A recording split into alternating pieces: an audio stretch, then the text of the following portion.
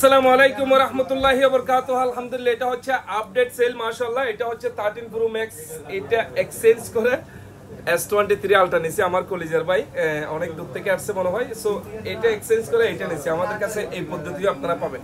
So আমি যদি একটু কথা বলি। আসসালামু আলাইকুম ভাই, কেমন আছেন? ওয়া আলাইকুম আসসালাম ভাই, কেমন আছেন? ভাইয়ের নাম কি? ক্লাস দেশে বাড়ি ভাই?